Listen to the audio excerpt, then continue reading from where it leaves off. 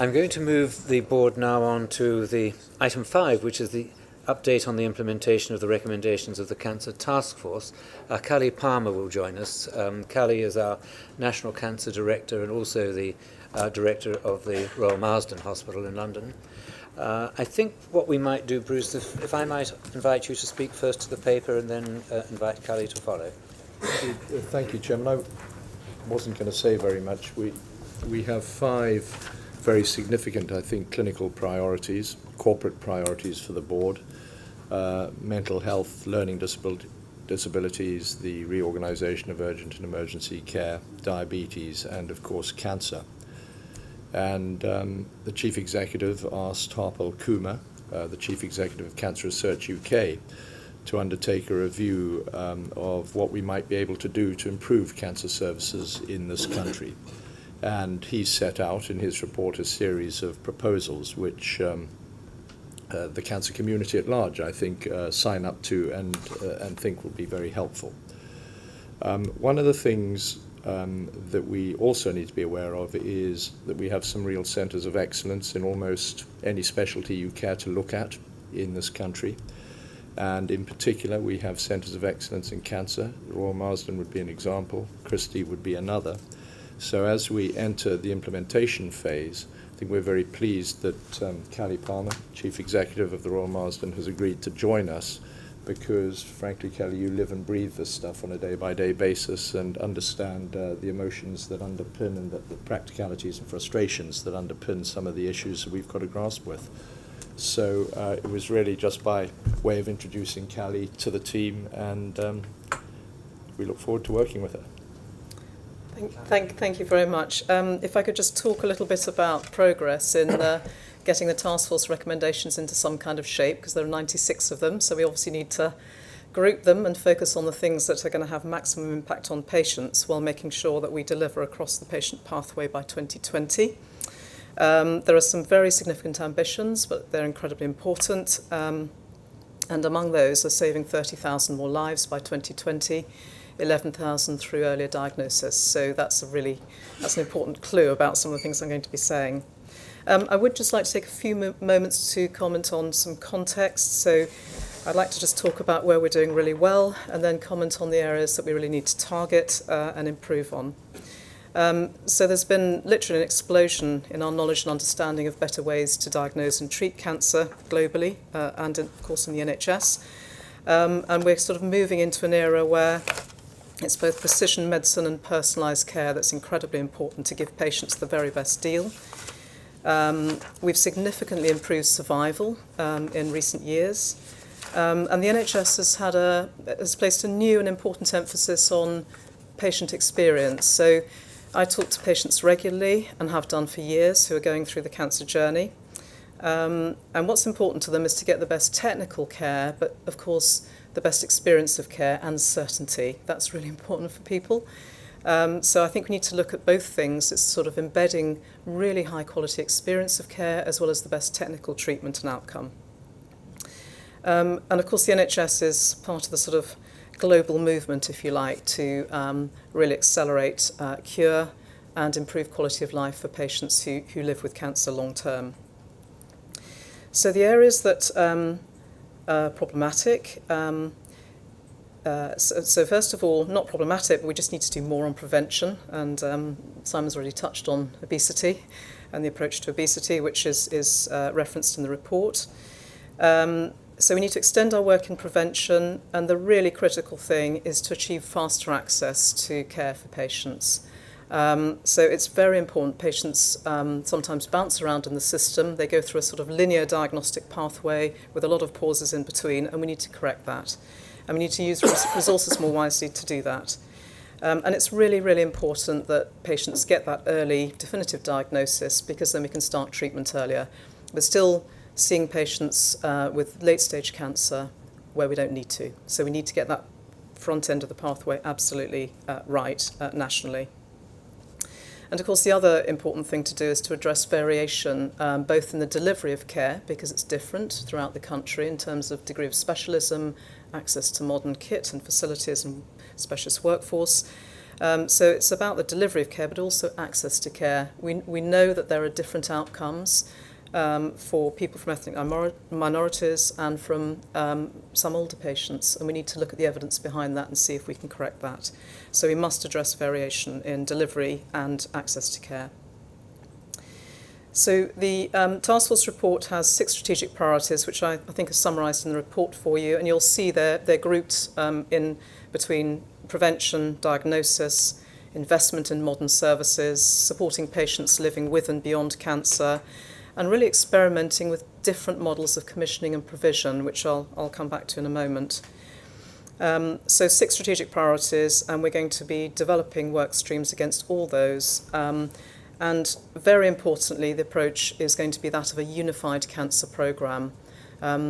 Cancer touches many different parts of the health system, so workforce is important, kit's important, access to drugs is important, and I need to pull all that together to make sure that all the impacts of the work we're doing are in the right place.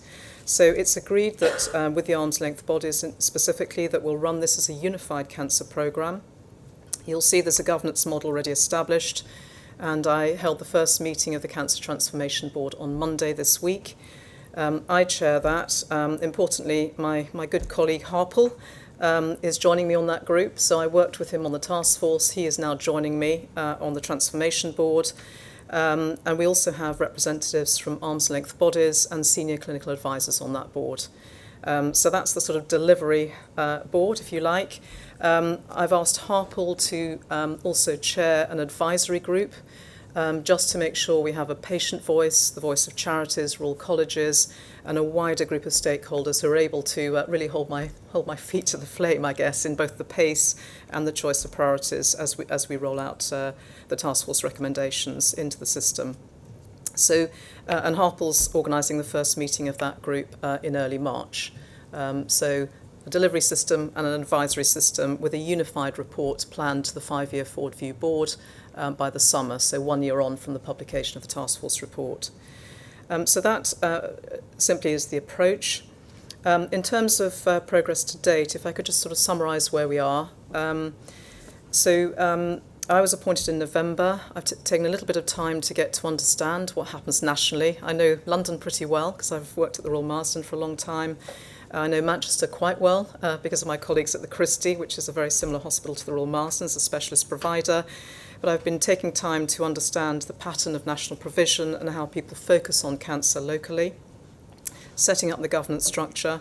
But we've also managed to do some good things together on progressing some of those recommendations in the last couple of months. So the first one of those is to test a new 4-week time to definitive diagnosis standard. So if getting patients in fast to a definitive diagnosis is important for their survival, their experience, their outcomes, the first thing to do is to get a new standard working that shows us that really monitors how fast people get into that system for definitive diagnosis. So we're going to be testing that in 5 health economies in 16-17 and then rolling it out fully. So that's a new metric to really look at that front end of the pathway that's so important. The second thing on diagnostic capacity, there are a couple of things there. The first is we're about to trial some new models of multidisciplinary diagnostic centres. That task to improve the sort of diagnostic capacity in the system and the access to specialist diagnostics, I think gets easier as the CCGs and the GPs start federating. So we can group up primary care with proper information about cancer referral and fast access to the right diagnostics for patients. So we're trialling some new systems.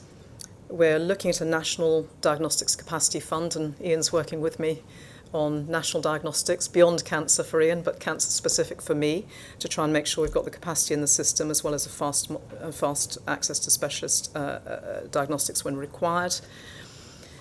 So that's just a little bit on the 4-week standard diagnostic capacity. The next thing that I'm planning to do, as you'll have seen from the paper, is to establish a system nationally of cancer alliances. The important thing, I mean, it's great to have an implementation plan, but it's no good if we can't roll it out.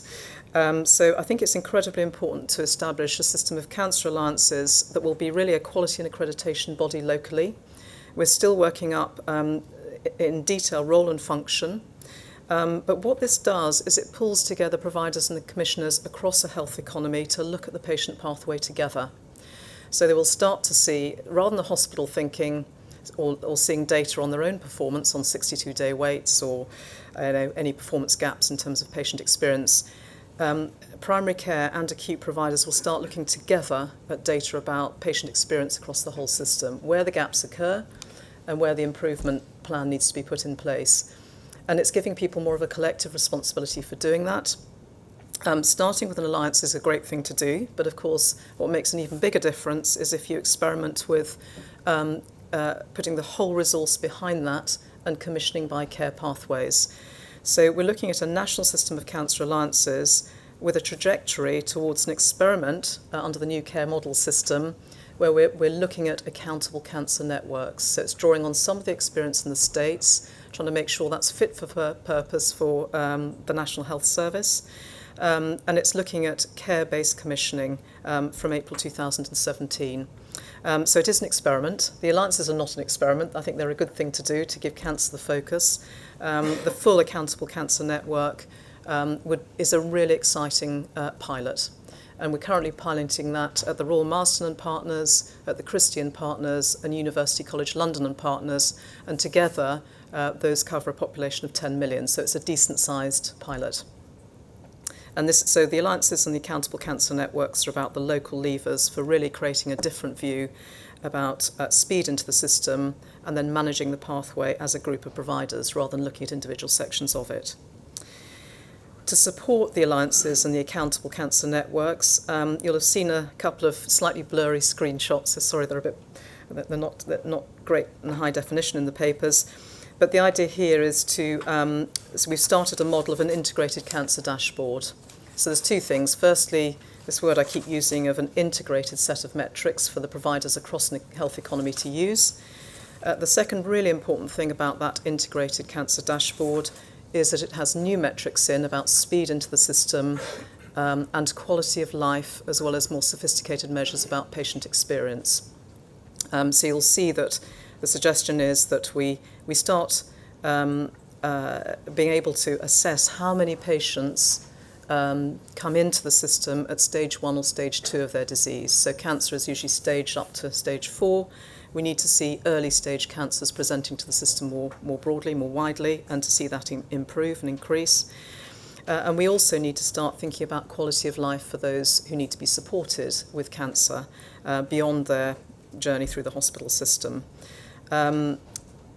Also in the dashboard, quite importantly, is a metric about percentage of patients who present through emergency admission, because we know that patients who come in as an emergency tend to do less well. So we need to reduce that emergency presentation and improve the planning as well as the speed into the system.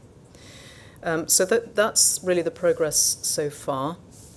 I've agreed with Harpal that we'll provide a unified report from the advisory group and the transformation board to the 5-year forward view board in the summer, so 1 year on. And I look forward to talking again to this board about the progress we're making. But I'll pause there and happy to take any questions. Thank you very much, Kelly. And I know the board will wish to track progress very closely on this as one of our major 6 clinical priority areas. Let me invite questions or comments from the board. Noel. It's a terrific programme of work that you have in mind, Callie, but I'm just wondering from a patient perspective, or indeed a patient experience perspective, what are going to be the early wins? What will you deliver to patients in the next 12 months? And do you envisage that coming as sort of waterfalls of improvement or progressive increments of improvement? Both very good questions. So for patients, I think the very early work around improving what we collect on patient experience, so talking to patients about their experience of care, I think we can do more in terms of both collecting their views and information and responding to them. I think creating and setting up the National Cancer Alliance structure is really important because that's about focusing on your local community and working out what matters to them. You know, I can sit at the centre and say it's these 3 or 4 things, but actually we need to be able to respond to local circumstances with a focused alliance vehicle that has the metrics behind it to spot and support where there are gaps in the system. So I think while it's still a structural thing, I think creating that focus on cancer, looking at patient experience for local communities will be an important early thing to do. We will also be introducing new diagnostic models in 1617. So it's the start of a programme to try and make sure that more patients get into the system faster. And with that, we need to improve information to GPs and patients about choice and access. So you would expect RTT to Yes. show an uptick? Yes, yeah. It's creating an improvement plan where there are gaps as fast as we can by getting people to work differently and understanding where the issues are for patients better. And we can make significant progress on that during 1617. In terms of whether it's a sort of micro or a macro journey, I think it depends what the issue is. So I think if you're talking about modernising equipment, that's quite a big step. I think if it's about rolling out new diagnostic models or the alliance model, then I think it's an incremental step, but I will be absolutely clear that we need to have some evaluation metrics. So this is not just moving forward an inch. This is really clearly saying this is the plan for 1617, impact on patients, impact on efficiency, and then we'll measure how we're doing. Exactly. There's no point rolling out loads of new measures and then not being able to evaluate them properly. So that'll go along with it. Hopefully that gives you a bit of reassurance. Thank you. Can I ask a question about variation? I mean, my understanding is it's quite marked, It is. particularly around poverty and race. Yeah. So I wonder, in a sense, that's low-hanging fruit, is it not? And I wonder what your thoughts are on where you start. Because obviously if you start with everyone, the people who've always benefited will benefit, if you see what I mean. Yeah. And this is a classic case of the inverse care law. So I just wonder what your thoughts are on where you start. Yeah. Again, a very good question. So I think it's quite important to look, so as we start to look by community and by care pathway, it's to target the areas of greatest need. So we need to make sure, as we're rolling out, as I say, there's 96 recommendations, but I'm all for simplicity and focus. And I think we know that survival rates differ by 10% or more per CCG. We know that black and ethnic minority patients don't get the same access, so there's been some research done on that. So we know the things that we're trying to fix. And I think we need to get this local focus right and the local improvement plan right for that particular population. And it will be different in different parts of the country or different areas. So it's partly a sort of information and brief, partly a change in pathway, and partly a very clear plan with some evaluation against it so that we know we're tackling the areas which will have the most impact. This is about big impact, this strategy. It's not about tweaking the edges for, where care is good. And just one follow-up question. Mental health, I know we've got a mental health task force and mentioned it. Cancer and mental health, is closely related. I just wondered what further support or what thoughts you have about how we strengthen the link between physical and emotional support for people with cancer. So there's a couple of answers to that. The first is that one of the particular requirements in the report is to think about psychological support for patients going through cancer. So there's quite a lot of evidence about the support people need, and we know it's patchy. So within the cancer programme itself, we need to think about the support available to patients who have a mental health issue, either before they come in or psychological issues with their treatment or post-treatment with late effects. So that is very clearly a requirement in the report. The second thing that I haven't done yet, so it's early days, but I will need to do, is to talk to my colleagues in more detail who are leading these other programmes of work, particularly mental health, so that we can connect up in an appropriate way. So I'm not there yet, but I know that's something that I need to do. Just touch on another aspect of variation, which is variation in clinical treatment, and of course what we're trying to do on the Right Care Initiative. We know globally there's quite significant variation, and in particular the point at which therapy must change to palliation. And I wondered whether this was part of the work that you're doing with the task force implementation. It is. So there are different approaches globally to both symptom control and end-of-life care.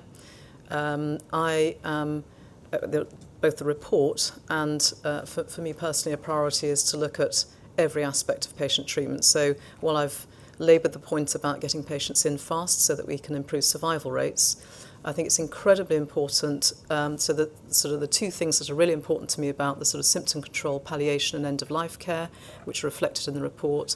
The first is that symptom control and palliation needs to be planned early, not at the end of acute treatment. So you need to start that early, and I'm talking to clinicians about how we do that better.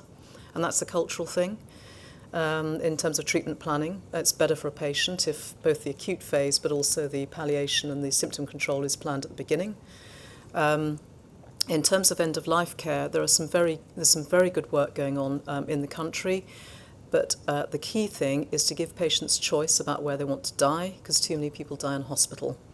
And I was taught very early on at the Royal Marsden there's such a thing as a good death, and you have to look at choice for people and reverse the dynamic about where people want to die. And more people tend to want to die in their homes or in a hospice locally than in hospitals. So we need to change that dynamic by connecting up care records and giving GPs, ambulance crews and others and families support to allow patients to be cared for at home.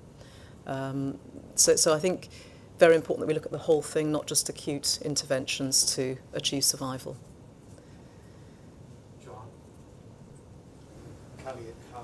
I've got a special interest in colorectal cancer, both diagnostically and research-wise. And just to flag up one of the issues that's been picked up, I'm delighted to see the expansion of non-medical endoscopists listed in the early priorities, but also looking at the Secretary of State's commitments to vastly expanding the amount of genetic testing we do on tumours.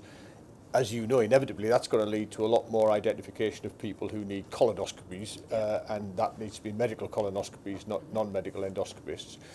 So my question is, at what point, if not already, are we involving the training programme for medical endoscopists and making sure that we're expanding that workforce, which we're already seeing is becoming a critical barrier to managing these families? So very important question, and it's the reason why the Cancer Transformation Board has senior representation from Health Education England, and I've already talked to my colleagues there about the issues around workforce, because they tend to have. So I think we can do quite a lot by changing models and working more efficiently. But inevitably there will be some lead-in times in terms of development and training of workforce. So very, very important to work alongside Health Education England in ensuring that we tackle those issues to create that capacity. There's no point thinking about it in 3 years' time. We need to do it now, so which is the point you're making. So that's all under control in the sense that they are represented and working with me on the Transformation Board. And it's a key part of the task force report, as they know.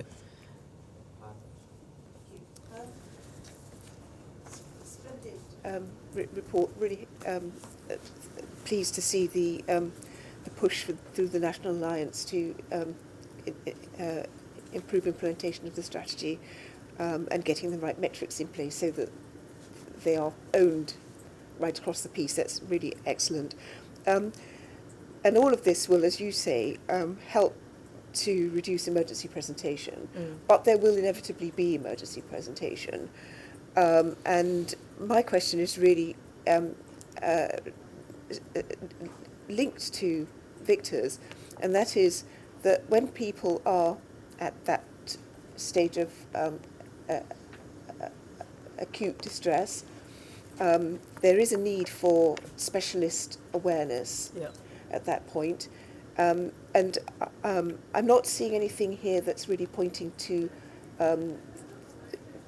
metrics that are measuring how we improve that front-end response so that there is a better patient experience. And I'm very keen that at that stage that we can actually not just identify but measure the improvements. Yeah, that's again a very important point. So there are sort of a couple of responses. The first is clearly we're trying to measure whether we can get that number down. So you're right, you will always find patients who will present through A&E. So we need to take care of that. So the first thing to do is to make sure we know that we can reduce that figure, and we measure how we're doing countrywide on that. The second thing that we've introduced, but we need to roll out further, is something called an acute oncology service, where you have a connected consultant system between a specialist centre. It's really an outreach, I guess, so specialist centre working into A&E departments and other cancer units to pick up patients through A&E and make sure early advice is given. So we need to just model that and roll that out more broadly, because where it is in operation, it really speeds up the pathway and improves the experience for patients. So we just need more of that. So it's an important part of the improvement journey, if I can put it that way. That's really helpful, thank you. To echo my colleagues, great stuff, really good, clear programme. Thank you for that. I guess a couple of questions. The first is, I know from my own experience, the sort of really central role that the voluntary sector plays in supporting people through various different aspects of a journey through cancer. And I'd be just sort of interested if you could speak a bit about the extent to which you're engaging and involving the voluntary sector and trying to stimulate that sector to support in a coordinated and consistent way. And the second question is you know, there are all the things you raise are essential in terms of getting done. And other than sort of raiding Mr. Bauman's sort of piggy bank for more money, I'd be interested to know what's the one or two things that this board could do to really increase your chances of success. What's the help that we could provide you with, and an area where we might be able to sort of to help free some barriers or whatever. So voluntary sector, and then where can we help you? Okay, thank you. So very importantly, the advisory group I've mentioned will have a wide representation, because it's very important that we don't lose the value of all the people who get involved in trying to improve cancer services in this country. So, and I think the voluntary sector and charities have really kind of soaked into a lot of space to try and improve patients' experience living with and beyond cancer, and sort of early diagnostics. So what I'm trying to do is to kind of take the lead through the Transformation Board, but also to involve those people, but probably principally through the work of the advisory group that Harpal leads. And they'll hold up a mirror to the work that we're doing with the arm's length bodies and senior clinicians on the Transformation Board. But it's all important, and it's terribly important that it's connected up in this unified way. So I haven't forgotten them, and it's very important that they continue to advise. They advised on the task force recommendations, and they'll advise on the implementation plan, so we can make sure that connection exists. So I feel strongly about that, and I agree it's important. In terms of where this board can help, I think the first is it's holding me to account. So it's asking me questions like the ones we've just had on, okay, so what's the impact on patients in 16, 17? It's very easy for me to get very involved in diagnostic models, alliance models, role and function. Sometimes you just need to understand, you need to think about the headlines. Yeah. And so there's just a simple thing about asking me what we're doing for patients each time I come and talk to you. It just helps me focus on exactly the right things, if that doesn't sound too trite. I think the second thing is this programme is going to require capital and revenue. But I'll say two things about that. The first is I am used to, I've worked for the health service for 35 years. I'm used to working in a cash limited system and doing the best I can with available resource. And I expect to do that with this programme, just like I would with the delivery of care at the Royal Marsden. So it's natural territory to look at what you've got and then do the absolute best job you can. So the key is prioritising how you use that resource for most patient benefit. But that's kind of normal life, really, if you work in the health service. So it is going to require some investment, but my job is to use whatever resources available to best effect, and I'm entirely happy to and expect to do that. Sorry, I've forgotten the second thing I was going to say about money. No, I'm sorry. You shouldn't regard the opportunity as being one-off. There will be further opportunities to I engage forgot with my us and second bring point further about requests. money, sorry. I know what it was. The point I made to Simon at the outset of when I was first appointed, because I've worked in the system with cancer for so long, I can see where you can save so much. You need to kickstart some investment, but I can see by targeting therapy, by stopping inappropriate diagnostic testing, I can see where you can save money, so rolling out molecular diagnostics, improving targeting of therapy, changing the pathway for patient search shorter and better. I can actually see, with a bit of kickstart investment, how we can improve the resource. And the ultimate job is to make sure we can spend the most resource both preventing and then dealing with early diagnosis and treatment, as well as, of course, supporting people who do have advanced cancer. But it's shifting that resource so that we can really, improve survival at an early stage. And I think two observations there, one of which is the way in which we can link that understanding into the Right Care programme to try and use that as a vehicle to spread practice that will improve outcomes and efficiency. And secondly is, I know that you're programmed into our plans for the commissioning committee, and I think we'd love to hear, not just progress on what you're doing, but also your thoughts, because to get a serving chief executive is really helpful in terms of here are, 3, 4, 5 things that actually, if you focus on this, actually there's outcome benefits, but there's also efficiency benefits, and how we can spread that would be really interesting and useful. So thank you. Thank you. Right, well, Kelly, thank you very much. I think we're very fortunate to have you on board. It's been quite a short period since you've been with us, and yet we see, I think, a very clearly sketched out implementation plan. So I'm sure we'll meet one of your requests to us, which is to hold you to account. But I think everything else that you said to us this morning fills us with confidence that this is going in the right direction, and we look forward to supporting you and working with you.